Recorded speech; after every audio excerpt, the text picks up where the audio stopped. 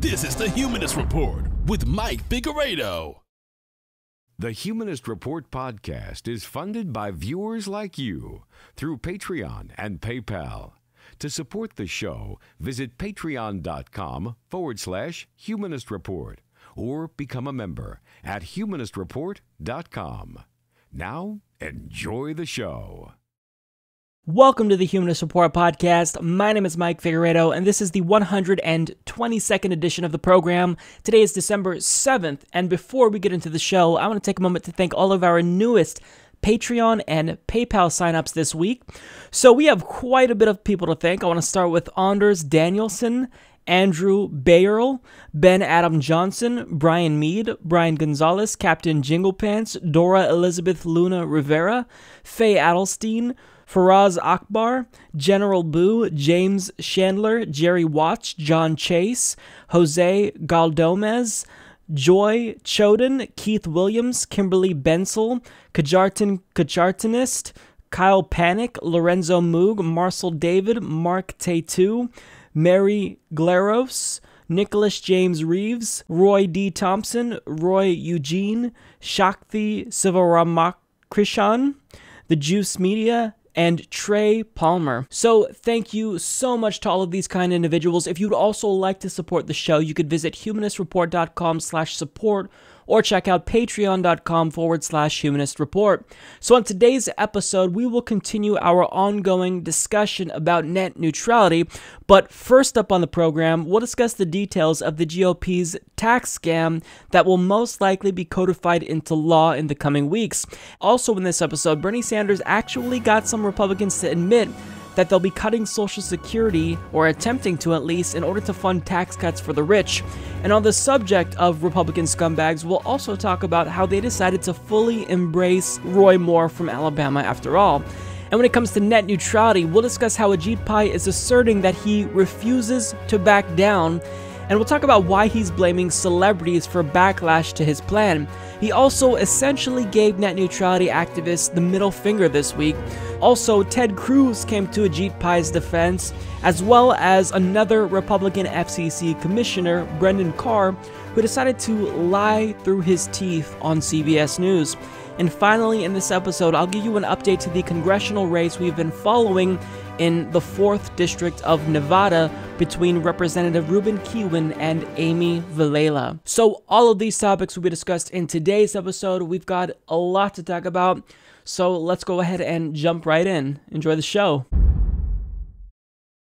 So last weekend, at nearly 2 a.m. on Saturday morning, Senate Republicans were scrambling to pass their nearly 500-page tax reform plan, and they were in such a rush to pass this bill and vote on it that they literally included handwritten amendments in the margins of the bill. Now, they did end up passing this legislation in a 51-49 vote, with all but one Republican voting in favor of this legislation, and surprisingly, no Democrats voting with Republicans. Now, of course, as you could have guessed, as soon as President Donald Trump got word that the bill passed the Senate, he was elated and immediately bragged about it at the first opportunity he got. So last night at about 3 in the morning, I got a call. I said, call me. You can call me. It's the largest tax decrease in the history of our country by far. It's not even close. I said, we have to use the word tax cuts. Now, if you want to throw reform, you could say tax cuts and reform. But you have to use the word cut, because people don't know what reform means. Reform could mean your taxes are going up. In fact, a lot of people thought that. So for years, 30 years, 31 years, they've been using the word reform. So we use the word tax cuts. And last night, out of 52 Republican senators, 51 voted. The Democrats left before the vote was even, somebody said started, somebody said before it was over. I don't even care.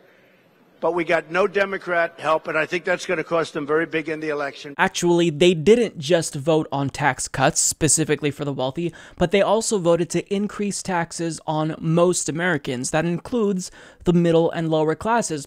Now, what I find hilarious here is that Donald Trump actually implied in that clip that it's misleading to refer to this bill as tax reform, because really what this is about is tax cuts. But in actuality, he's completely wrong, because even though it is true that this bill does cut taxes, 80% of those tax cuts go to the richest 1% of Americans in the country, according to the Center on Budget and Policy Priorities. But I mean, maybe since Republicans were in such a rush to vote on this legislation, they didn't know that, because as the New York Times reports, even hours after the Senate vote, tax experts were scratching their heads over precisely what had made it into the final version of the bill and the impact of some significant provisions. But now we actually know specifically what this legislation entails, and contrary to what Donald Trump wants us to believe, this isn't just a tax cut for the wealthiest Americans in the country. This is a substantial increase on the middle class, and you don't have to dig very deep in this bill to determine that that is actually the case. But when it comes to the giveaway to the rich, well, for all of you private jet owners watching this, you'll probably be happy to know that Republicans are actually offering you some much needed tax relief. That's right, this bill literally includes a tax cut for private jet owners. And also, the New York Times reports that there's a subsidy for private and religious schools, if you want to even call them that. And additionally, they didn't end up closing many tax loopholes like they promised to do. Surprise, surprise. So much for simplifying the tax code, right? But Ryan Grimm of The Intercept lays out specifically what rich people will be getting as a result of this bill if it is in fact codified into law. A full $1.5 trillion alone is going to slash the corporate tax rate, and CEOs have said repeatedly they plan to pocket that money rather than invest it or give workers higher wages. The alternative minimum tax, paid almost exclusively by the rich, is also eliminated. That's a $700 billion giveaway. Another $150 billion goes to repealing the estate tax, which currently exempts the first $11 million of the deceased's estate, so nobody even remotely middle class pays it. The repeal benefits so few people, you can practically list them out. More than $200 billion in cuts goes to a provision that allows a greater deduction for dividends on foreign earnings. That's not for you. Roughly $600 billion goes to reducing taxes on pass-throughs and other businesses not set up as corporations, which law firms, lobby shops, and doctors' offices often benefit from. Poor and middle-class people do not tend to set themselves up as pass-throughs. Under current law, many tax credits phase out at low-income thresholds. The GOP plan changes that by raising the threshold so richer people can also claim the credit. That provision alone is by definition a $200 billion tax cut for the wealthy. Individual and family tax rates are cut by about $1 trillion, and some regular people will indeed see some of that money as a tax cut, but not much. As the New York Times noted, by 2027, people making between $40,000 and $50,000 would see a combined increase of $5.3 billion in taxes. Where would that money go? Folks earning more than $1 million would see their taxes collectively cut by $5.8 billion a year. Now that all amounts to trillions of dollars in tax cuts for the wealthy. And of course, this begs the question, how are they going to pay for that? Because whenever we push for policies like Medicare for All and tuition-free public colleges and universities, well, we're always asked how we're going to pay for it. So we're turning that question around and we're asking Republicans, how are you going to pay for tax cuts to the wealthy? And that actually is a question that has a very simple answer. They're going to pay for it by raising taxes on you, and this is how they're going to do it specifically. The bill raises $1.6 trillion by repealing the personal exemption everybody gets on their tax returns. It raises another $1.3 trillion by going after deductions for state and local taxes, mortgage interest, charitable donations, interest on student loans, medical expenses, teachers' out-of-pocket expenses for paper and pencils for students, and a bunch of other nickel and diming of the middle class. The plan gradually raises $128 billion in taxes by changing the way inflation is tabulated so that your taxes slowly creep up over the years as the brackets come down. And then, of course, the plan adds about $1.5 trillion to the debt over 10 years. That gets you most of the way to $6 trillion, with a handful of smaller tax hikes thrown in, some of which won't obviously hurt the middle class. The domestic production deduction, $96 billion boondoggle, is repealed, for instance, and $54 billion is saved by ending the credit for testing cures for rare diseases. And understand that these are the more general ways in which the middle class's taxes will go up in order to pay for tax cuts to the richest Americans in the country. But when you really dive into the specifics, you begin to see how they're trying to squeeze every dollar they possibly can out of the poor and the middle class to make sure that these tax cuts to the rich are in fact paid for. So for example, as the New York Times reports, the Senate moved to tighten deductions for lower and middle income wage earners. The bill, for example, prohibits employers from rewarding employees with gift cards so that a reward of, say, $25 or $50 in the form of a gift card doesn't escape being taxed. So if you work at a retail chain, for example, and that company wants to offer you a gift card at a company picnic and offer it off, for raffles, or if they want to give it to their employees during the holiday time so they can buy a turkey for their family at Safeway, for example, well, Republicans are making sure that that doesn't happen anymore because they're not able to tax those gift cards. So they want to make sure that they can tax every single dollar that middle and low income wage earners make. And again, this is just one of the many ways in which they are trying to drain every dollar out of the poor. They're literally preventing employers from giving their employees gift cards because they don't have a way of taxing that. So when they talk about being the party of tax cuts, when they lambast Bernie Sanders as a socialist because he wants to raise everyone's taxes, that's all projection because this bill is the largest increase ever. And that's a fact. So in the end, this, of course, is a tax scam. Hence why people refer to it as the GOP tax scam. Because it is. They're telling you it's one thing. They're saying that this is a tax cut for everyone, when in actuality, that's not the case. Now, make no mistake about it. There are some benefits here for the middle class, like they are doubling the standard deduction, but in the end, that means nothing because they're still going to be raising taxes and doing away with other deductions for middle and low income wage earners in the end. So this is nothing more than a giveaway to the rich, and it's also simultaneously theft. They are stealing from the middle and lower classes in order to give that money to the rich. What this is socialism. It's reverse socialism, where instead of taking from everyone and the wealthiest Americans in order to spread that wealth around, they're taking from the lowest Americans and they're trying to put that money in the hands of the richest 1% of the country. And it's the biggest scam that we may see in our lifetimes if this does actually pass, but all signs point to this being codified into law, and I would probably guess that if it is going to pass, Donald Trump will most likely be signing this before the end of the year.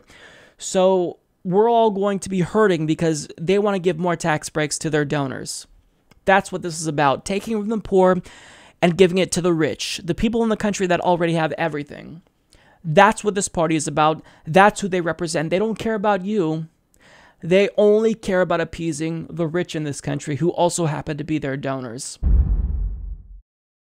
The Republican Party is currently trying to convince average Americans that tax cuts for the wealthy is actually in our best interest because at the end of the day, rich people will be so touched by the Republican Party's generosity that they'll be encouraged to invest in the U.S. economy, create jobs, and even possibly raise their employees' wages as a direct result of these tax cuts. Now, unfortunately for the Republican Party, a plurality of Americans aren't buying into their bullshit because a Reuters Ipsos poll actually found that 49% of Americans oppose the Republican Party's plan to reform the U.S. tax system and only 29% of the country support it. But I mean, still, for a bill that actually raises taxes on the lower and middle classes in order to pay for tax cuts for the rich, 29% is still way too high of a number. For 1/3 of Americans to still buy into this idea that trickle-down economics is going to work when it's failed multiple times It's mind-boggling to me, but this is what's going to happen because we've seen the way that this story plays out before and we have spoilers. They're going to raise the deficit as a result of these tax cuts, and then they're going to propose a solution to the problem that they've created, and of course that solution will be to cut Medicare, Medicaid, and Social Security. Now, Republicans rarely admit this explicitly, except recently, Marco Rubio surprisingly did admit that this is the party's intentions. In fact, he said the way that you address the federal deficit is, quote, we have to do two things. We have to generate economic growth, which generates revenue, while reducing spending. That will mean instituting structural changes to Social Security and Medicare for the future. So by saying that he wants to reduce spending by instituting structural changes to Social Security and Medicare for the future, it might not sound like he's explicitly saying that he wants to cut Social Security, but that's exactly what he's saying. Now, on the Senate floor, Bernie Sanders actually asked him about this admission, and of course, since he was put on the spot, he decided to lie. I see Senator Rubio down here as well. He just the other day, correct me if I'm wrong, Senator Rubio, I know you just walked in it, I've got you into this debate, but correct me if I am wrong if you did not say yesterday that the Senate would now proceed to a quote-unquote entitlement reform, which in fact will mean cuts to Social Security, Medicare, and Medicaid. And I would yield to my friend from Florida to tell me whether or not I am accurately portraying what he said just the other day. Mr. President. The Senator for Florida. Mr. President, it would surprise my friend to know that in Florida we got a lot of people on Medicare and Social Security. One of them is my mother. If I were to cut her Medicare and Social Security, sir, I probably could never see her again or go home. So the answer to your question is no. As I've been clear time and again, I believe that for future generations like myself, there need to be adjustments made. All right. Let me quote you. Let me quote you, Senator Rubio. Tell me if this quote is right. This was a quote that you just made yesterday. And if I'm wrong, I apologize. But as I understand it, you spoke to a group of Wall Street lobbyists, and this is what you said, quote, many argue that you can't cut taxes because it will drive up the deficit. But we have to do two things. We have to generate economic growth, which generates revenue, while reducing spending. That will mean instituting structural changes to Social Security and Medicare for the future, end of quote.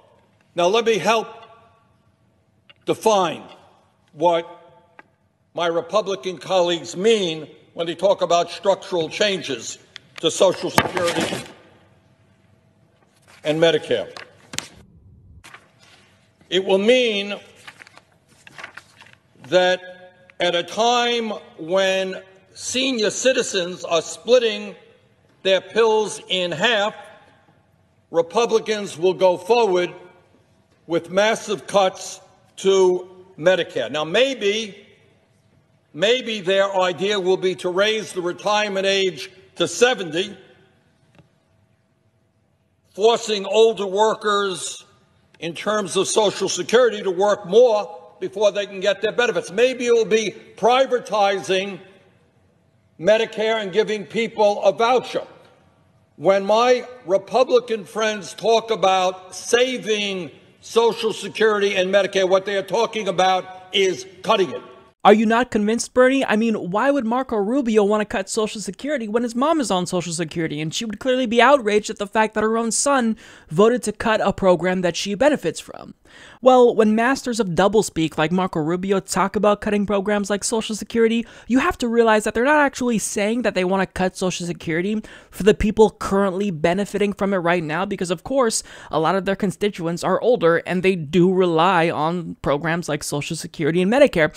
But what he is saying is that he wants to cut Social Security for future generations. And that's why it's really important to listen to every single word that Republicans use, specifically when they talk about Social Security, because usually they have a couple of catchphrases that let us know exactly what they're doing. So when they talk about reforming Social Security, that always means cuts. When they talk about making sure it lasts for future generations, that usually means raising the retirement age and paying out less benefits, so that way people my age, when we actually are old enough to retire, we won't be able to even rely on Social Security. Now, you don't actually even have to take my word for it, because Bernie Sanders actually got one of his colleagues in the Senate to admit to this very fact, that he is talking about Social Security, but cutting it for future generations. So watch this exchange between Bernie Sanders and Pat Toomey, and it is incredibly illuminating and sheds a lot of light on the Republican Party's hidden agenda. Are you guaranteeing the American people that you will not be cutting Social Security, Medicare, and Medicaid? Don't use the word save, because what save means is a cut. Will you guarantee the American people now there will be zero cuts to benefits in Social Security, Medicare, Medicaid? That you're not, excuse me, it's my time. I will yield to you. I will yield to you, but let me finish. I yielded to you before.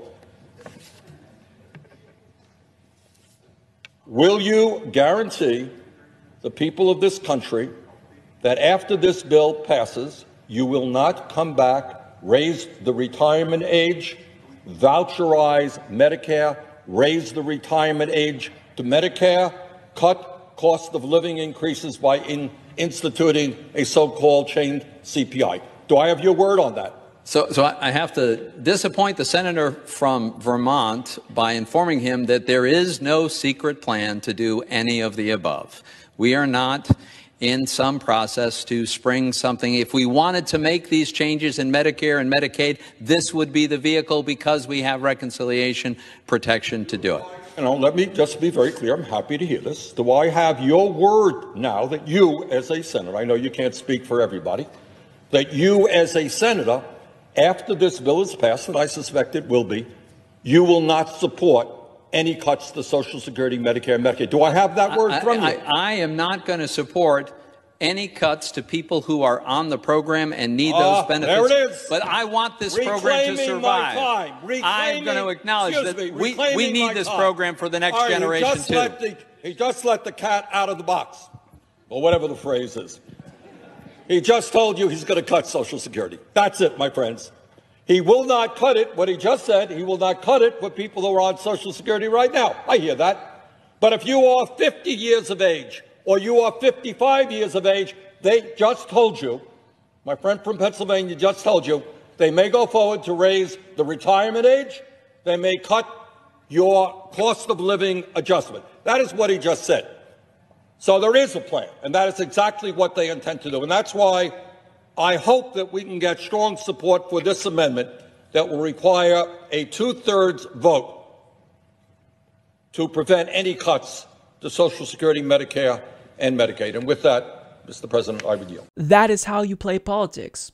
And make no mistake about it, if every single Democrat held Republicans' feet to the fire to this extent, then they wouldn't be able to get away with half the shit that they are able to actually get away with. So, of course, what Pat Toomey admitted there, as Bernie Sanders explained, is that the way that they're going to respond to this deficit crisis that they're creating is by cutting Medicare, Medicaid, and Social Security. Now, again, it's very rare that you'll actually find a Republican outright say that we should privatize Social Security or outright cut Social Security, but that's exactly what they want to do, and it's why when you catch wind of these behind-the-door speeches that they have with Wall Street executives, that's what they're talking about. I mean, Wall Street has been salivating over Social Security for decades. They've been wanting to privatize it for a really long time. They've been wanting to dip into the cookie jar that is Medicare and Medicaid. The problem is that there's so much public support for these programs that cutting it would be highly unpopular, which is why Republicans have to lie and resort to speaking in misleading terms in order to deceive the American people and reduce the chance that they'll catch wind of the party's real agenda. So what the Republican Party is doing is they are cutting taxes of the wealthiest Americans in the country, and ultimately, we're all going to get screwed over in the process. I mean, to cut the taxes of people who already have more money than they could spend in 10 lifetimes, let alone one, that's egregious enough in and of itself. But when you factor in the fact that Republicans actually want to screw us over and rob money from us in order to pay for tax cuts to their donors, I mean, it's just absolutely absurd. This party is shameless in the way in which they just have completely sold out to the interests of the rich and large multinational corporations. They don't give a damn about you and I, but somehow they still manage to win elections. Well, that would stop if more Democrats did what Bernie Sanders did here. You have to emulate what Bernie Sanders is doing. You have to use their own words against them and dissect every single word that they use when they talk about Social Security, because it is apparent that they want to cut Social Security, Medicare, and Medicaid, but you actually have to be an astute political observer to catch that this is what they want to do in their rhetoric, because, again, they speak in veiled terms. So the Republican Party, I mean, I don't have to tell you that this party is a joke. To even call them a party would grant them legitimacy that they don't deserve. This isn't a party. This is just a conglomerate of corporate sellouts that are elected to do one thing, and that is to give tax cuts to their donors and screw over the working people in this country. It is absolutely sickening. A couple of weeks ago on the show, I talked about the U.S. Senate race that is going on in Alabama between Doug Jones and Roy Moore, and in that segment, I actually gave the Republican Party credit because in light of the revelations that Roy Moore is a pedophile, they actually chose to distance themselves from Roy Moore, which was actually surprising to me. And some Republicans at the time were even contemplating expulsion in the event he were to win. And he was even trailing to his Democratic opponent in the polls. But time really does tend to heal all wounds, because he's now back up in the polls once again, and the Republican Party is now starting to warm up to the idea of a pedophile joining their ranks in the Senate. Well, in fact, I shouldn't say that they're warming up to the idea of a pedophile serving alongside them in Congress, because they just full-throatedly endorsed Roy Moore. Because President Donald Trump, who's also a serial sexual harasser and can probably empathize with Roy Moore, called up Roy Moore to offer his endorsement. And as CNN explains, according to a release from the Moore campaign, Trump called the Senate candidate a fighter and wrapped up the call by saying, "Go get him, Roy." Trump also tweeted, "Democrats' refusal to give even one vote for massive tax cuts is why we need Republican Roy Moore to win in Alabama. We need his vote on stopping crime, illegal immigration, border wall, military, pro-life, VA, judges, Second Amendment, and more. No to Jones, a Pelosi Schumer puppet." Now, what happens next will surely surprise you. I'm just kidding. It's not going to surprise you. The RNC followed Donald Trump's lead and decided to also full-throatedly endorse Roy Moore as well. And with the RNC's decision to support Roy Moore comes something that's crucial to his campaign: money. So they'll be promoting his campaign and they'll be offering him funding. And Jake Tapper reports that the Republican National Committee is following President Donald Trump's lead here. So if Donald Trump hadn't endorsed Roy Moore, then presumably the RNC wouldn't have done the same. Now, White House Press Secretary Sarah Huckabee Sanders had this to say about the president's decision. The White House originally said that if the accusations against Roy Moore were true, then Moore should step aside. I'm wondering how the president reached the conclusion that all of Moore's accusers, including those who have put forward evidence, are lying.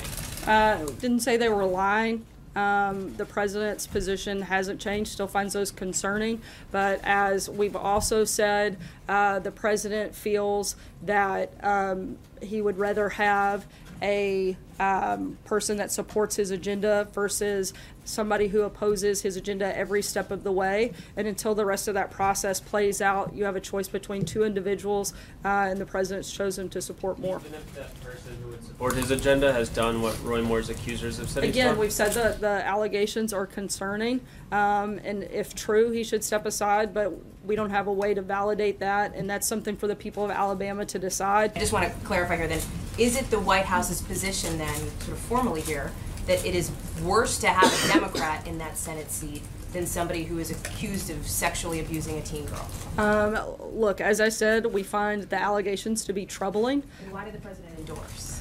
Look, I think that those are different things in terms of we aren't going to be the ones to determine that process. That's for the people of Alabama to determine what those things come down on. He does want people that support his agenda.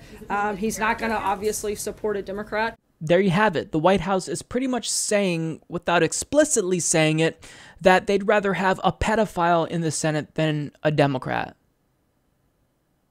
Now, this isn't something that 100% of the party is on board with. In fact, Senator Jeff Flake actually sent a check to Doug Jones, But, I mean, overall, the party does seem to be following in Donald Trump's footsteps here. And the last time when I talked about this, I stated that, you know, if a party as evil and corrupt as Republicans think that you're a piece of shit, referring to Roy Moore, then really, you've got to be garbage of a human being to be rejected by the Republican Party. And I even alluded to that in the thumbnail for that video where I said that apparently Republicans still do have standards. It turns out I was wrong. So I've learned my lesson here. Never ever give Republicans credit because they are going to quickly disprove you. And it's not like I gave them that much credit, but even the little tiny bit of credit I gave them, they proved me wrong within weeks. Dum dum dum dum dum. So, I mean, that's how enthusiastic they are about pursuing their anti-American pro-corporate agenda. They're willing to embrace a pedophile in order to help them give tax cuts to their donors. That's what this party is about. That's what they represent. It is absolutely despicable.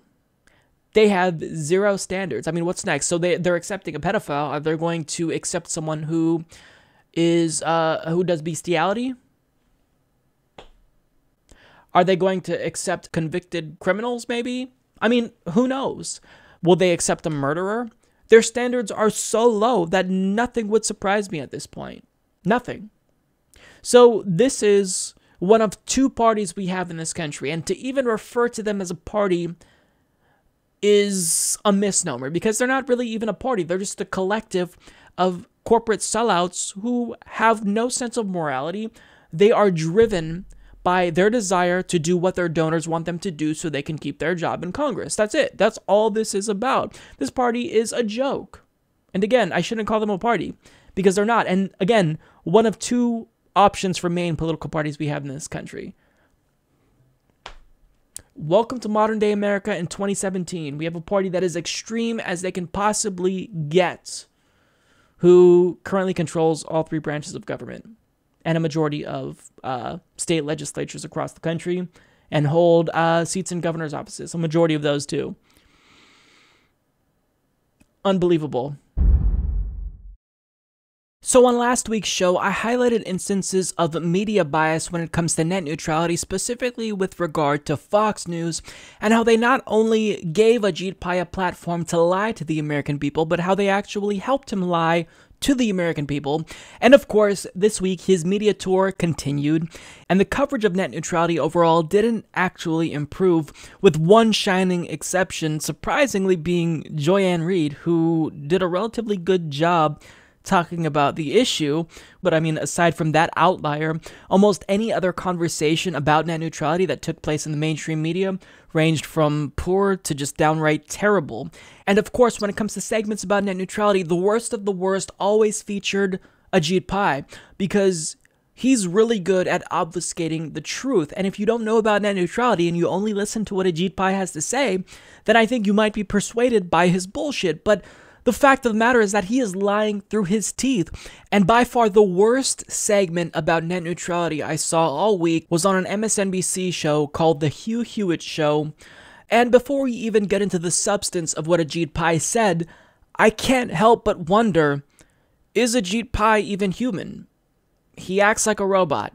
Case in point. Pleased to welcome now Chairman Ajit Pai, the man atop the Federal Communications Commission. Chairman Pai's commission sits in turn atop radio and television, and of course now the internet. Nothing? No blinking?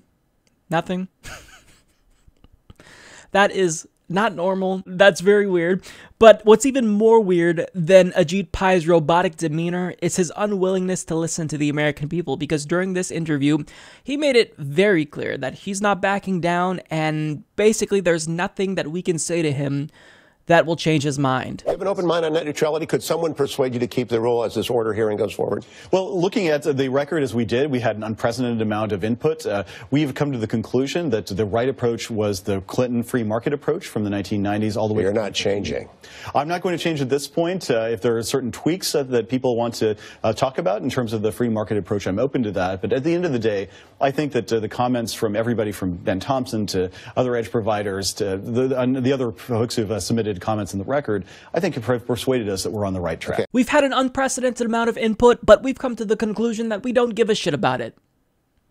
That's basically what he's saying here. Now, what's funny is he states, the folks who submitted comments that are on the record persuaded us that we're on the right track. But those comments overwhelmingly tell you that they do not support your repeal of Title II net neutrality.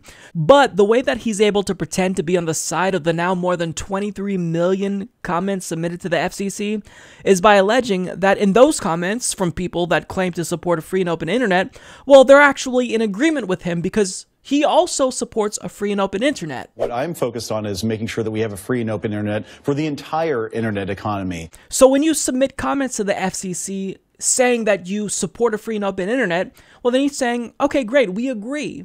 Now, the problem is that what Ajit Pai is trying to do is he's saying, I support a free and open internet, but he's pushing for a plan that would reduce freedom on the internet. But this is because his definition of net neutrality altogether is problematic, because according to him, net neutrality, or destroying net neutrality specifically, is what would actually facilitate a free and open internet. This is how he describes net neutrality. Not 1 in 100 people know what net neutrality means. I really, if they haven't got, they don't even understand that Facebook is running on algorithms, right? So they're not really understanding net neutrality. How did net neutrality end up winning the slogan war if nobody understands what it means? Well, it's a very seductive marketing slogan, and over the years, it's morphed into basically whatever people want it to mean. Originally, it was meant to say, last mile connections. That's where we need to focus our attention. Now, it simply means any content on the internet.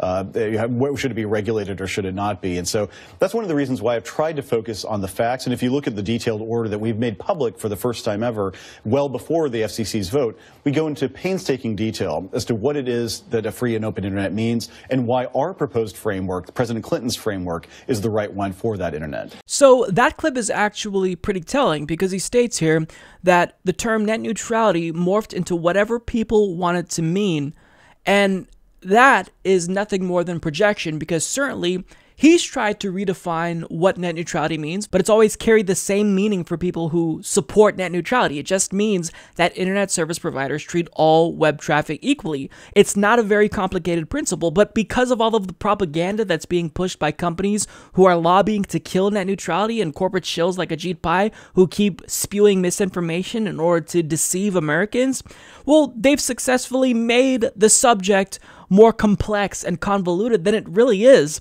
And Ajit Pai probably knows that you can't really convince people that repealing net neutrality facilitates a free and open internet, but his goal ultimately is to muddy the waters just enough to make the subject more complicated, so that way, if you're a newcomer to the subject of net neutrality and you hear everyone talking about it and you want to do some research on the issue, well, when you look up the arguments on both sides of this issue, you'll find that both are claiming to support a free and open internet. So if you really are trying to learn about this subject, then discerning who actually supports a free and open internet is probably pretty difficult. But on this interview with Hugh Hewitt, of course, before Hugh ended the interview, he literally wished Ajit Pai good luck on his quest to fuck up the internet, and he also allowed Ajit Pai to play the victim yet again, and even upgraded his victim status. And you were personally threatened because of this, as was your family. Have they laid off? Did the word get through that left, right, and center simply do not accept that kind of behavior? I would certainly hope so, but I will say that it's an ongoing problem that we've had to deal with, and it's been extremely unpleasant, to say the least, for me, and I'm used to some of it, but especially for my wife and my kids, and they're not part of this public policy debate, nor should they be brought into the debate. So it's ongoing? It's still going on? Unfortunately, there are some security issues that we've had to tend to. The world in which we live. Chairman, thank you for coming and talking to me about this. Good luck in the rulemaking ahead. So notice how last week, when Ajit Pai was being interviewed by Steve Doocy about the 2 signs that were left in front of his house, that qualified as harassment. But all of a sudden, those signs are now being upgraded. Those now constitute threats against Ajit Pai and his family. So his victim status has, in fact, been elevated. Now, overall, the reason why this interview was such a disaster was because Hugh Hewitt is a pseudo-journalist that couldn't conduct a quality interview to save his life. And if you watch the full interview, you know that he literally started out this interview not by immediately diving into questions about net neutrality, but by asking Ajit Pai what he's going to do to improve the signals for AM radio stations. But for the 12 people that still do listen to AM radio, you can rest assured that this is something that's high on Ajit Pai's priorities. But I'm not just being down on Hugh Hewitt because he's a right-wing Republican Party hack, because even conservatives with the smallest semblance of journalistic integrity know how to ask better questions. And we actually saw an example of this on the Howie Carr show on Newsmax TV. One of the criticisms that I've seen of the effort to repeal net neutrality regulation is that internet service providers are going to fundamentally change the way you interact with the internet. But by that I mean they're going to make it so just having a connection to the internet doesn't guarantee access to every website that you would want to visit. So do you see, if we repeal these regulations, is there a scenario coming in the future for Americans where you buy an internet plan and your internet plan says you can go to Netflix, you can go to Facebook, but you're going to have to pay extra if you want to go to, say, Amazon, or you're going to be buying a select group of websites that you're allowed to visit, as opposed to buying that connection and having the freedom to visit any website you choose? Absolutely not. And not only that, we haven't seen that in the past when we had these internet regulations for 20 years, starting in the Clinton administration. And so strange as it is for a Republican chairman to say that President Clinton got it right, in this regard he did, to say that a market-based vision was the right one for the internet. It didn't allow companies to have that kind of influence over what we saw, and yet it still maintained market-based regulation.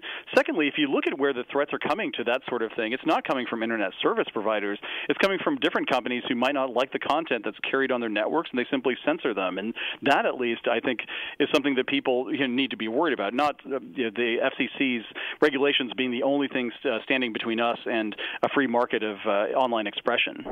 Now, even though that interviewer is biased and supports Ajit Pai's agenda, well, still, that was a really important question to ask, because that question allowed Ajit Pai to expose his own stupidity with his answer. He assured us that ISPs won't section off portions of the internet and force consumers to pay extra money, but at the same time, he's empowering those internet service providers to do exactly that by repealing net neutrality. And Ajit Pai is still pushing this idea that net neutrality is a new phenomenon that only became a standard in 2015, when again, net neutrality has always existed. We just didn't reach net neutrality by classifying it as a utility under Title II of the 1934 Communications Act. So net neutrality has been the norm, it has been the standard, and it is the reason why so many companies were able to get their start. But after hearing Ajit Pai's lies about net neutrality, there are still some conservatives that support his pro-corporate agenda, which is odd to me because in repealing net neutrality, you make a lot of right-wing websites like Breitbart vulnerable, because Comcast can easily throttle bandwidth to Breitbart if they say something that Comcast doesn't like. I mean, they complain about how Twitter bans right-wingers all the time. Ajit Pai has in fact complained about this himself, but you're allowing companies like Comcast to be able to go after conservative websites that they don't like. But still, there are supporters of Ajit Pai's agenda, and since Donald Trump is against net neutrality, even though he doesn't know what net neutrality is or means, well, Howie Carr explained to us why there are still people who support this agenda, even if it's against their own interests. And for a lot of conservatives, a lot of people listening, they might not understand the technical specifics of how the internet works. I certainly don't. But the fact that you're repealing something that the Obama administration put in place, that's enough for them. They're sold on that. But there are a lot of, So if Obama did it, by definition, it's bad. It doesn't matter if net neutrality is something that protects conservatives as well, and conservative websites as well. Well, since Obama did it, we don't like it. That's what we're dealing with. So it's difficult to convince people that something is in their best interest if they're being intentionally obtuse and they don't like it because Obama made it the law.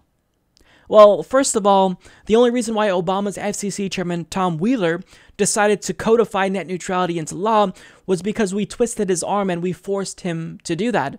Obama was staying silent at first until he was basically compelled to speak out on behalf of net neutrality.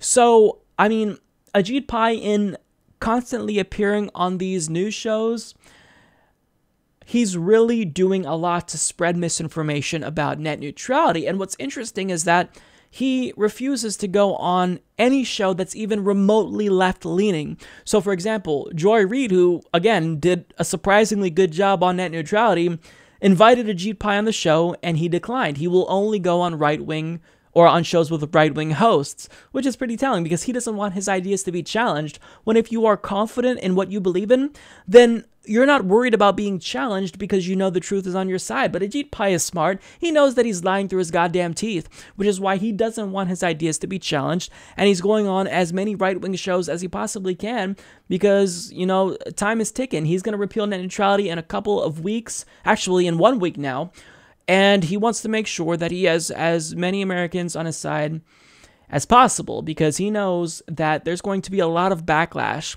when the FCC votes to repeal Title II net neutrality regulations. But look, all he's doing here is muddying the waters. The people who support net neutrality are not going to stop supporting net neutrality because we all know that Ajit Pai is lying. So in the end, most likely he will be voting to repeal Title II net neutrality regulations. It's pretty much a foregone conclusion at this point, unfortunately. But we've got to stay vigilant and we have to protest. Show up to the FCC and do not let them make that vote.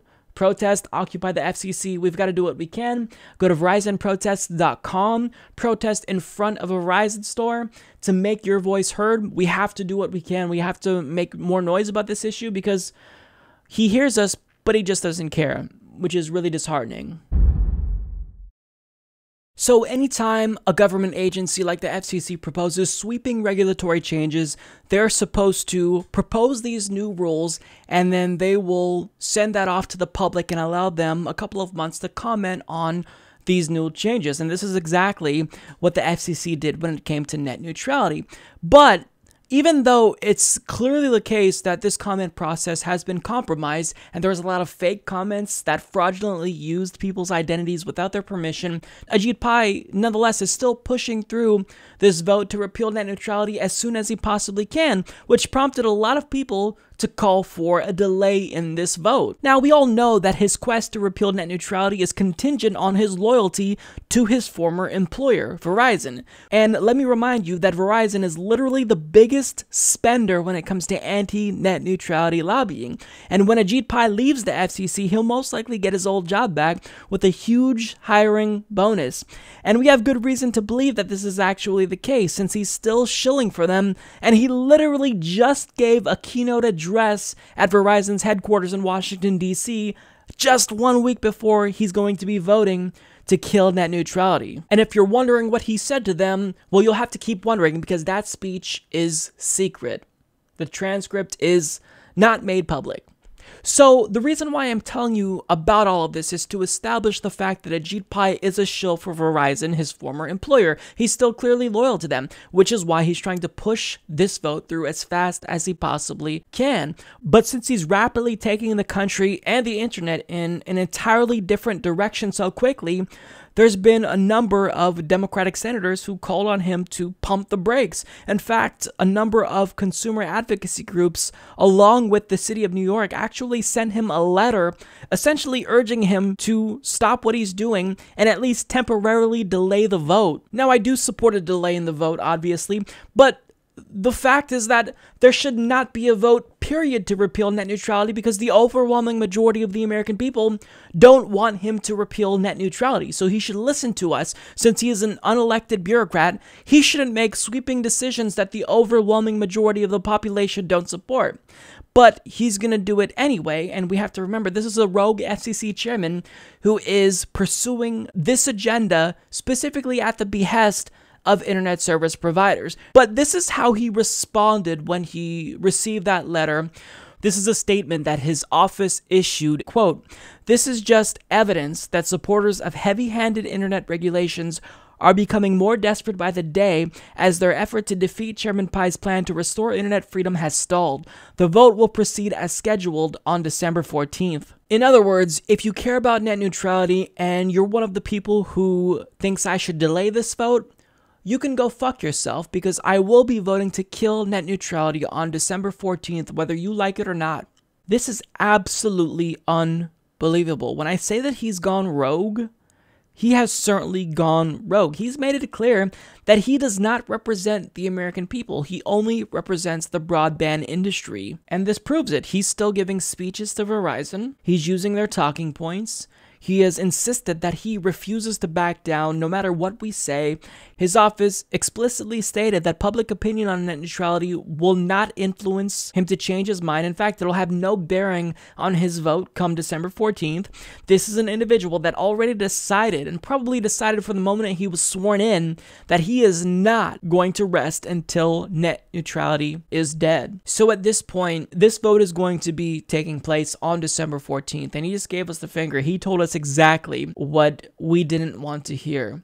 Nothing will change his mind. So this is just a really frustrating situation because it's not like we have any recourse. I mean, of course, we can challenge this in the courts, and we will, and we'll probably win, well, hopefully. But, I mean, it's not like we can threaten to primary him or vote him out of office because he's an unelected bureaucrat. There's nothing that we can do. So it's incredibly disappointing, and it just shows that democracy in this country is dead. You know, along with the repeal of net neutrality, democracy is also dead because it doesn't matter that we want to keep net neutrality since internet service providers like Comcast, Verizon, and AT&T decided that they don't want net neutrality. Well, then what they say goes, and what we say means nothing. Even though FCC Chairman Ajit Pai has made it crystal clear that he is not backing down from his attack on net neutrality, he is aware of the backlash he is receiving, and a lot of that backlash is coming from celebrities who are tweeting out stories about net neutrality and doing, I think, a pretty good job at letting their followers know what's at stake if net neutrality is repealed. Now, Ajit Pai actually took the time to respond to some of the criticisms he received from celebrities. For example, Cher tweeted out, "Net neutrality means Trump can change the internet. It will include less Americans, not more. Now Comcast, AT&T, Google will show you only what they want you to see. Slower and more expensive at their whim. See less, charged more." Now, Pai actually responded to Cher, saying, Cher, for example, has tweeted that the internet will include less Americans, not more, if my proposal is adopted. But the opposite is true. The digital divide is all too real. Too many rural and low-income Americans are still unable to get high-speed internet access. But heavy-handed Title II regulations just make the problem worse. So of course, as usual, Ajit Pai is lying here. Typically, you could tell that he's lying if his mouth is open.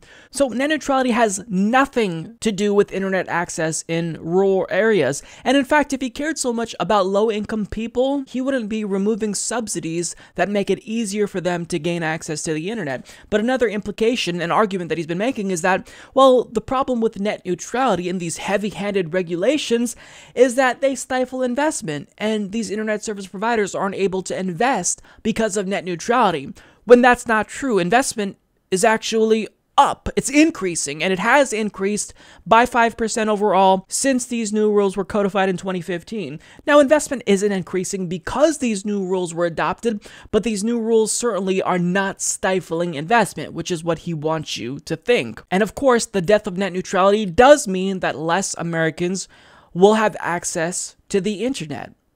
Because what happens if Comcast doesn't like a particular website? Well, as we've seen in the past, they'll just throttle their bandwidth and make it so that way you can't really access that website and slow down the speeds to that website. They've done this in the past with competitors like Netflix, and it's not just Comcast. There's other companies like Verizon and AT&T who were busted throttling websites that they don't like. So we already know what's going to happen. We see examples of what no net neutrality looks like in other countries like Mexico, and it always ends in the same result. So Cher is right, and Ajit Pai is wrong. But he also responded to another celebrity, the Hulk. So Mark Ruffalo tweeted, "Taking away net neutrality is the authoritarian dream, consolidating information into the hands of a few controlled by a few. Dangerous territory."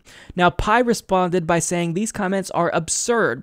Getting rid of government authority over the internet is the exact opposite of authoritarianism. Government control is the defining feature of authoritarians, including the one in North Korea. Now, he's being incredibly disingenuous because the government isn't regulating the internet to the extent that he claims they are. It's not like the government is approving each website that we're able to see. All the government is saying is that internet service providers who provide access to the internet to consumers are forced to treat all web traffic equally. They can't discriminate against web traffic that they don't like. And the reason why Mark Ruffalo said that this is authoritarianism here is because it is. This is a form of corporate fascism where a couple of internet service providers, Comcast, AT&T, and Verizon, are able to act as gatekeepers to all of the content that exists on the internet. Now, mind you, they don't own the internet. All they do is give us access to the internet. So they shouldn't be able to dictate what we do and don't see. But the FCC is allowing them to, in fact, control what we do and don't see.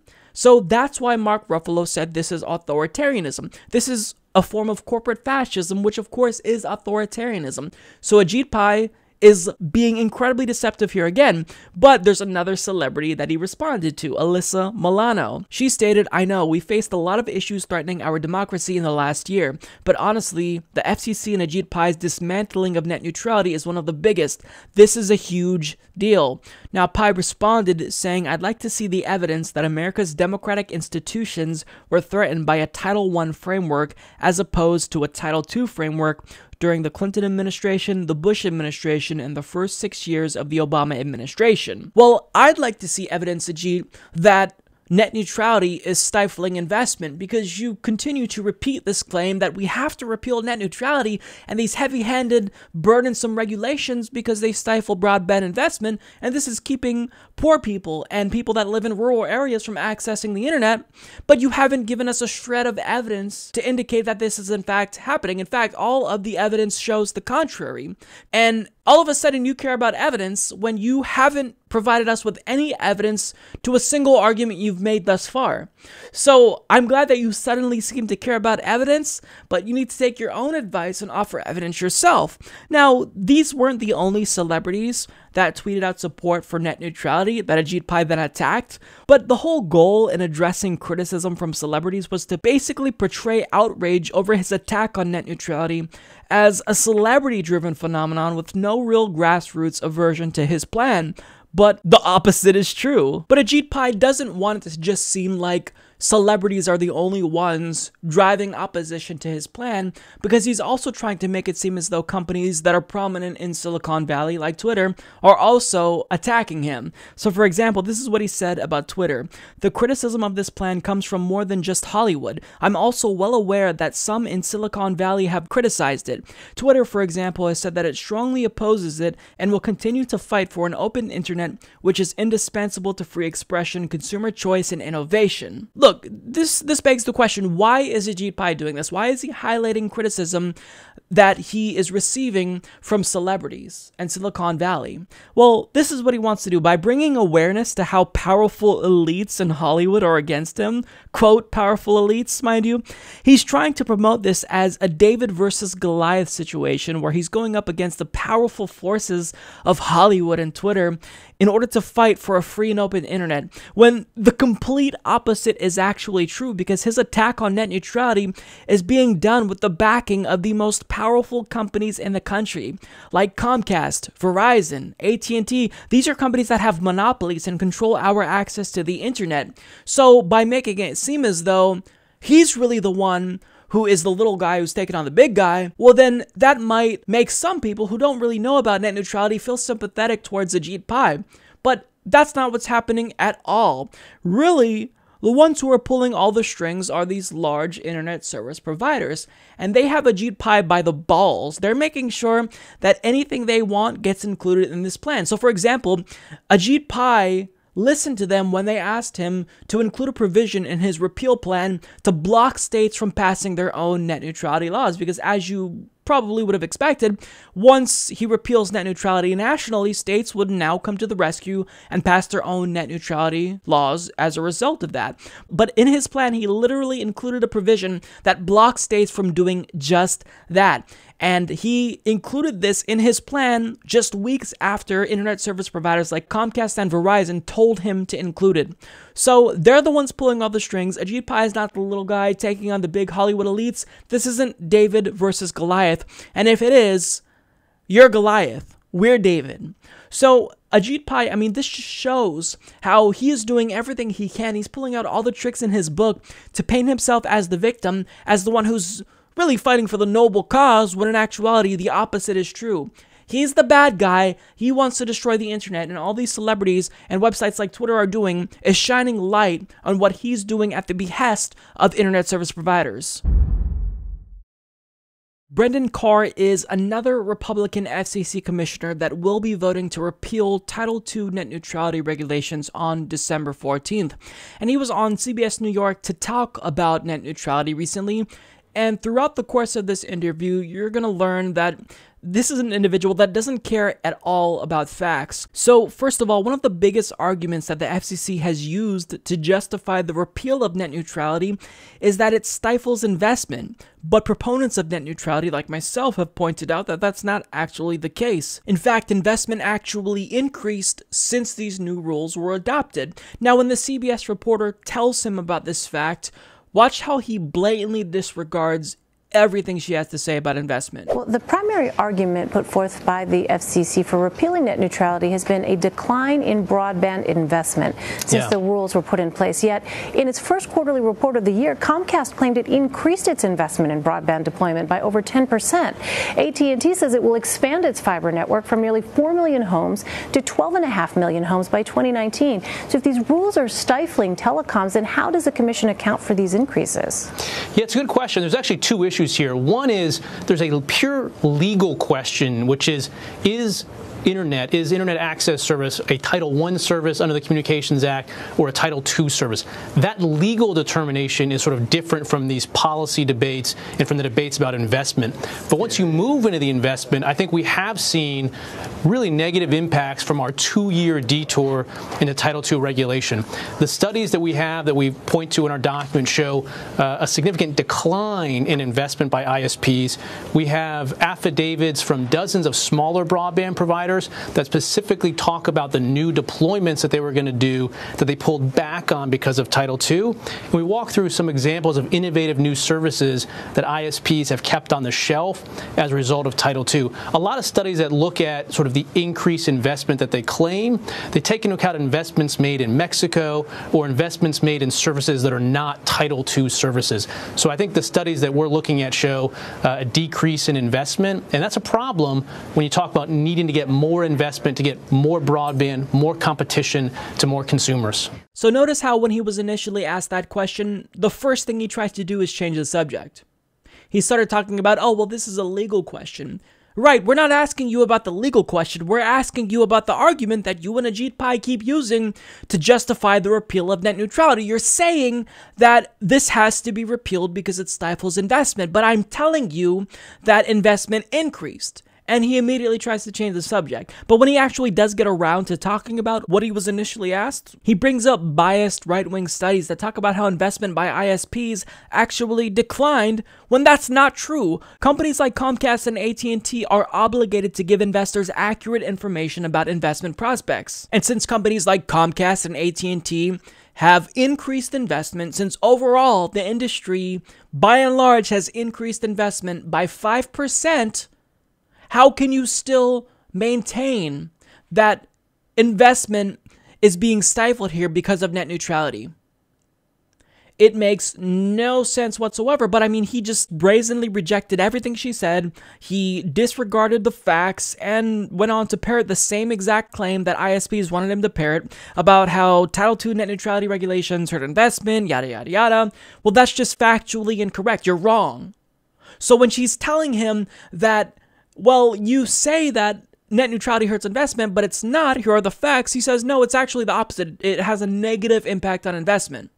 So it doesn't matter what facts you provide him with, he's going to tell you that the opposite is true. But she also asked him about throttling, and he did the same type of mental jiu-jitsu and dodging in order to avoid reality yet again. We've already seen examples of service providers blocking, throttling, or offering preferential treatment to particular sites or services. For example, Verizon throttling Netflix's content over their networks. What is your view of those kinds of practices? Are they anti-consumer? And if so, how will the Commission guard against those kinds of practices? Oh, I don't think ISPs should be engaging in blocking or conduct like that.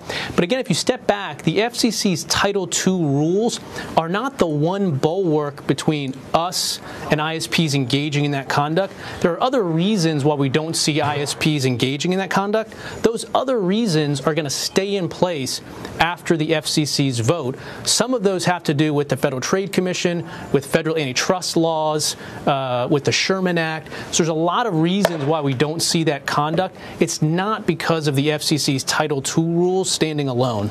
Oh, I don't personally think that ISPs should be able to block or throttle content that they don't like, but I still think it's really important that I empower them to have that ability just in case they want to throttle content that they don't like. If you just stop and think about his argument for a couple of seconds, you'll realize that it doesn't make any sense at all. Because if you don't think that internet service providers should be throttling content they don't like, then why do you find it necessary to roll back regulations that prevent them from doing just that? It doesn't make any sense now, does it? If Title II regulations aren't the biggest protections we have against anti-competitive behavior from large internet service providers, then why are they spending so much money lobbying to kill it? And furthermore, if there are other rules on the books that protect net neutrality, what makes him think that internet service providers won't lobby to kill those as well? So if he doesn't believe that internet service providers should be able to block or throttle content that they don't like, then why wouldn't you want to keep as many regulations on the books as possible? Because he doesn't care what they do. He was given orders from the industry he came from, and he's doing exactly what they want him to do, so that way when he leaves the FCC, he can get hired back at these companies. That's what this is about, and really, I'm giving him too much credit in accepting that there are other net neutrality laws that will prevent them from doing any throttling or blocking of content. Net neutrality is the biggest safeguard against throttling and blocking that we have. And look, this isn't just a partial repeal of net neutrality. They're not chipping away at net neutrality. This is a full repeal of net neutrality. You can actually read the order on the FCC's website. They are fully repealing net neutrality, and they're blocking states from implementing their own net neutrality rules. So he might claim that he doesn't want internet service providers to be able to block or throttle content, but he's doing everything he can to make sure they have the power to block and throttle content. So this guy does not care about the facts. He doesn't even care how ridiculous he looks as he brazenly lies through his teeth. He doesn't care how obvious it is that he's lying. All he cares about is doing what he was sent to the FCC to do. Destroy net neutrality so that way Comcast, Verizon, and AT&T make billions of dollars, potentially trillions in profit by ripping us off even more and censoring content that they don't like. Ted Cruz decided to weigh in on the net neutrality debate, and since he is an internet porn aficionado, you would think that he'd come out on the side of net neutrality, but of course he also is a Republican Party hack, and he of course came out against net neutrality. So he teamed up with the necklace Nimrod on the FCC, Michael Riley, and they both penned an op-ed in Roll Call where they unequivocally came out in favor of the FCC's decision to repeal Title II net neutrality regulations. So the piece is titled, "Stop the Next Internet Power Grab," and no, he's not insinuating that the FCC should prevent large internet service providers like Comcast and Verizon from taking control of the internet by acting as gatekeepers to everything we access online. His argument, instead, is that the government shouldn't be able to take over the internet by preventing these companies from taking over the internet. So logically, his argument makes no sense, but this is Ted Cruz, so he's not known to make a lot of sense. But his argument in this particular piece relates to why he doesn't believe states and local governments should be allowed to pass their own net neutrality laws. And in this piece, he actually encourages the FCC to block states from putting into place their own net neutrality laws. Now, this complicates the issue for Ted Cruz even more because basically he's been relatively consistent as a Republican who has argued in favor of states' rights and federalism. In fact, this is how he defined federalism recently. How do you define practical federalism? Well, it is the genius of the Constitution. It is the genius of the 10th Amendment that the states serve, as Supreme Court Justice Louis Brandeis put it, as laboratories of democracy. That the Constitution just defines the powers of Congress. In Article 1, Section 8, they are few and enumerated, and everything that is not in there is left to the states to decide. So you just saw him argue in favor of states' rights and in favor of states having the autonomy to do what they please. But now in this opinion piece, we're going to see him argue the opposite. So he states the internet has changed how we communicate, engage in commerce, and live our lives. It not only provides a platform that can be used to promote free speech, but serves as a great equalizer when it comes to jobs and opportunity by dramatically reducing the barriers of entry for anyone with a new idea and broadband connection. The Obama-era regulations give federal bureaucrats new authority to regulate pricing and terms of service and eventually even collect billions in new taxes. This policy not only threatens investment across the United States, but seeks to force companies of all sizes to ask the government for prior approval of business decisions. The end result is less broadband, less innovation, and less freedom for the American consumer. Thankfully, relief will soon be on the way as the Federal Communications Commission under Chairman Ajit Pai seeks to repeal the so-called Open Internet Order and return the internet to its original classification as an information service, which allowed the internet to flourish. But the restoration of internet freedom may be short-lived, as there are already scores of politicians and state and local regulators who have indicated an interest in replicating the Obama administration's fatally flawed rules at the state and local level.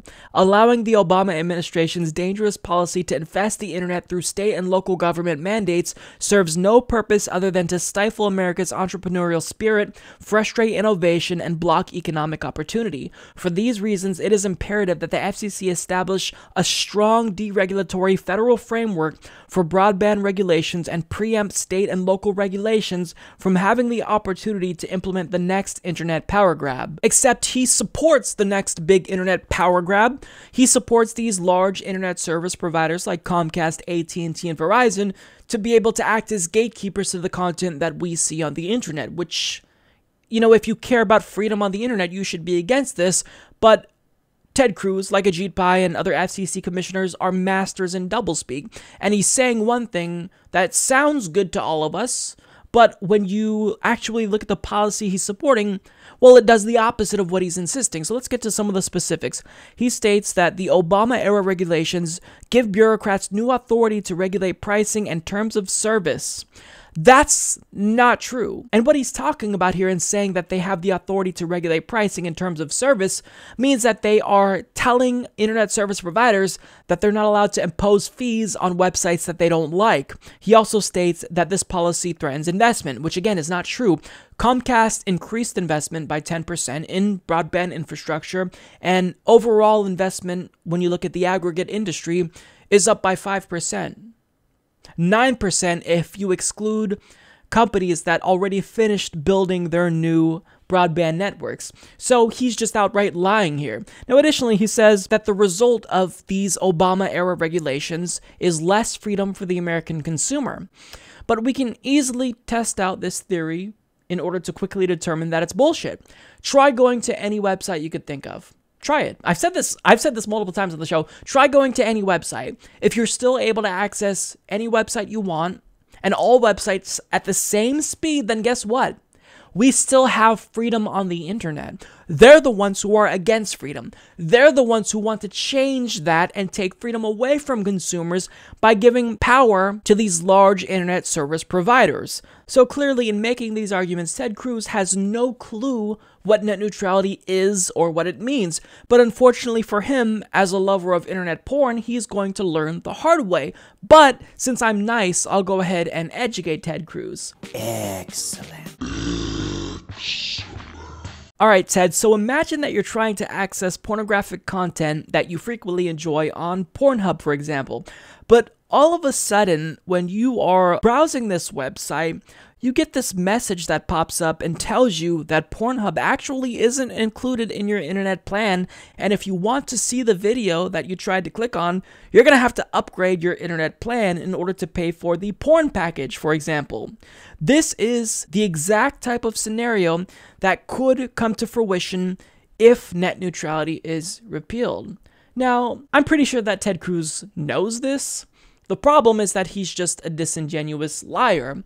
But as someone who loves porn, he is willing to hurt his own right to watch porn at the behest of his donors because he accepts donations from internet service providers. So that's why he's coming out and putting his neck on the line to speak out against net neutrality, even if it makes him look like a gigantic hypocrite because he claims to be a supporter of federalism. Well, here he is specifically making an anti-federalism argument in this article here.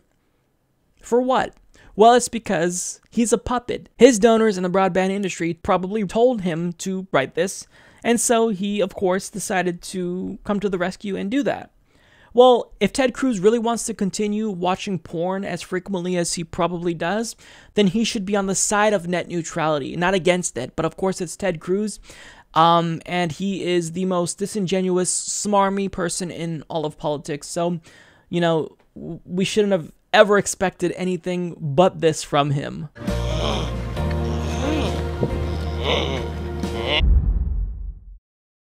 So, a few months ago on the show, I introduced you to a mother and an activist named Amy Vilela. Amy's daughter Shalyn died because she had a medical emergency and was unable to provide proof that she had insurance when she visited an emergency room. And had she been seen, she would have been given basic medical screenings that would have undoubtedly saved her life. So, Amy has made it her life's mission to fight for Medicare for all, to make sure that what happened to her daughter never happens to another American ever again. Now, Amy showed up to a town hall over Mother's Day weekend to ask her representative, Ruben Kihuen of Nevada's 4th Congressional District, to co-sponsor H.R. 676. Now, this is a bill that expands Medicare to everyone, and it guarantees healthcare to every single American. Now, she actually shared her story about what happened to her daughter Shalyn with Ruben Kihuen, and he looked her in the face and basically said no, and he's not going to be co-sponsoring H.R. 676, regardless if it would save lives like the life of her daughter. Now, when I saw this, I was outraged, and I made a call to his office demanding that he co-sponsor the bill, and also a lot of my viewers followed suit, and we actually filled up both of his phones, and I warned him that progressives would primary him if he continued to defy the will of his constituents and voters across the country, and in July of this year, we made good on that promise. We actually did find someone to primary Ruben Kihuen, and that individual is the very mother, Amy Vilela, who we looked in the face and said no to. So, ever since she announced her campaign on July 19th on the Humanist Report, she has been campaigning like crazy, and she went on to join Justice Democrats, and she's now also running with brand new Congress. So Amy Vilela is a phenomenal candidate and a huge threat to Ruben Kihuen, so you'd think that he would get scared and he'd co-sponsor H.R. 676 to make sure that he reduces this huge threat that is Amy Vilela, who could very well give him a run for his money, but he has still refused to get on board with Medicare for all, and as a result of his unwillingness to co-sponsor H.R. 676, he put his entire career in jeopardy.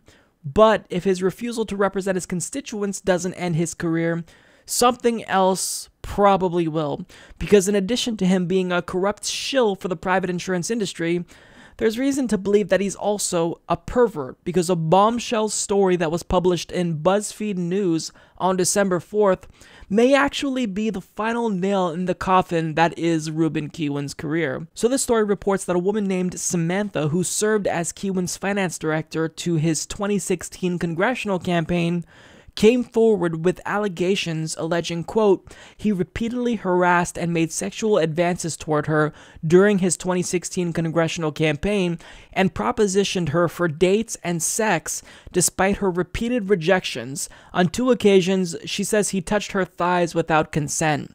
And this led to her abruptly quitting since he made her feel so uncomfortable on the job, which is understandable. Now, after these allegations came out, his office released a statement which says, the staff member in question was a valued member of my team. I sincerely apologize for anything that I may have said or done that made her feel uncomfortable. I take this matter seriously as it is not indicative of who I am. I was raised in a strong family that taught me to treat women with the utmost dignity and respect. I have spent my 15 years in public service fighting for women's equality, and I will continue to do so. Now, after this story was published, his office released a follow-up statement saying he wanted to, quote, make it clear that I don't recall any of the circumstances. So he basically tacitly admitted guilt, and then he went on to pretend as though he doesn't remember what she's talking about.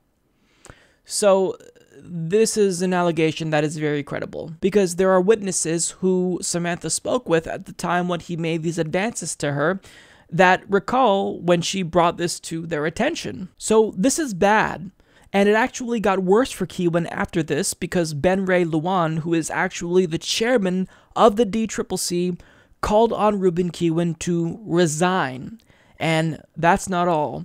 House Minority Speaker Nancy Pelosi also called on him to resign, saying in Congress no one should face sexual harassment in order to work in an office or in a campaign. The young woman's documented account is convincing, and I commend her for the courage it took to come forward. In light of these upsetting allegations, Congressman Kiewin should resign. So at this point, I think it's pretty safe to say that Ruben Kiewin's career is over.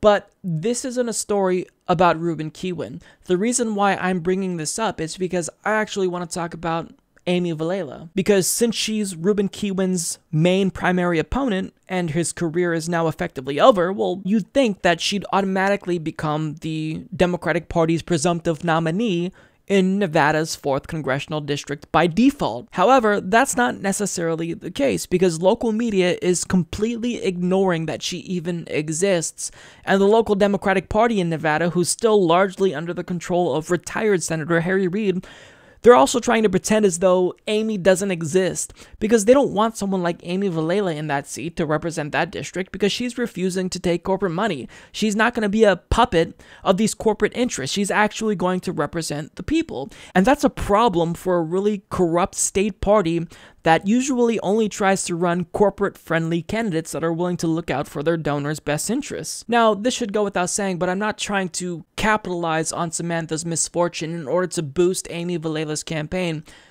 I wish that what happened to her never happened, because, I mean, this poor girl, she's 25 years old.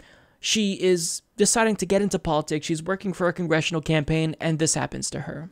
She's probably going to be discouraged to ever participate in politics again at a time when we need everyone to get involved in any way they possibly can. So I find this just so saddening. So in talking about Amy Vilela, I don't want it to seem as though I'm trying to exploit tragedy here, because that's not the case. But at the same time, we need to be practical, and we've got to make sure that we're cognizant of the fact that the Nevadan Democratic Party will most likely still continue to ignore Amy Vilela, if not steamroll her, and try to position someone else to take over Ruben Kiewin's seat. And this could happen if we don't quickly move to legitimize her candidacy. I mean, the window of opportunity is going to be very small here. So the way that we can actually legitimize Amy Vilela is if we speak the only language politicians know to the Nevadan Democratic Party. We speak in terms of money. So if we donate to Amy Vilela's campaign right now, and she's actually able to raise a lot of money, this might dissuade the party from even trying to push a corporatist into that seat. So now is the time to make a difference and make some noise. If you go to amyforthepeople.com, you can donate to her campaign and make sure that nobody else is pushed into that position, that Amy Vilela rightfully becomes the Democratic Party's nominee in the 4th Congressional District of Nevada. So Ruben Kiewin has to resign, and I really, really hope that the party makes it right with regard to Samantha, because that's so sickening. That's so sad that this young person will now probably never want to get back involved with politics again because of what happened to her, because of this asshole and what he did. But the Democratic Party, in the same breath, we're not going to let them get away with steamrolling Amy Vilela. We have to respect women, and we need to be aware of what they're going to do, and it's going to be shady, but Amy Vilela is the one who deserves that seat. Well, I am done talking for today. That's all I got for this episode. If you made it this far, thank you so much for listening to me go on and on about politics. Hopefully you found value in this episode, and you know, before we end, of course, I want to send a huge shout out to all of our PayPal contributors and our Patreon patrons.